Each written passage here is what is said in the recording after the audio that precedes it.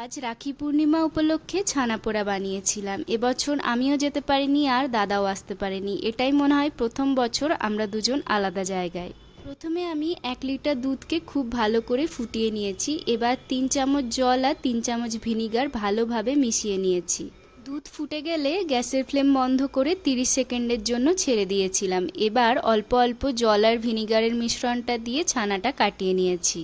এবার একটা ছাঁকনির মধ্যে ভেজা কাপড় রেখে তার ওপর ছানাটাকে ছেঁকে নিয়েছি আর ওপর থেকে কিছুটা জল দিয়ে ভালো করে ধুয়ে নিয়েছি যাতে ভিনিগারের গন্ধটা একদম কেটে যায়।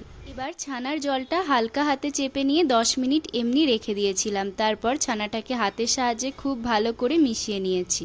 এবার এর মধ্যে দিয়েছি 1 চামচ সুজি, পরিমাণ মতো চিনি, অল্প একটু বেকিং পাউডার, একটা এলাচ আর 1 চামচ ঘি। এবার সব কিছুকে খুব ভালো করে মাখিয়ে নিয়ে 10 মিনিটের জন্য রেস্টে রেখেছি। একটা কেক টিন নিয়ে তার মধ্যে ঘি ব্রাশ করে ওপর থেকে বেকিং পেপার দিয়েছি, তার ওপর থেকেও কিছুটা ঘি ব্রাশ করে ছানাটাকে এর মধ্যে ভালোভাবে সাজিয়ে নিয়েছি।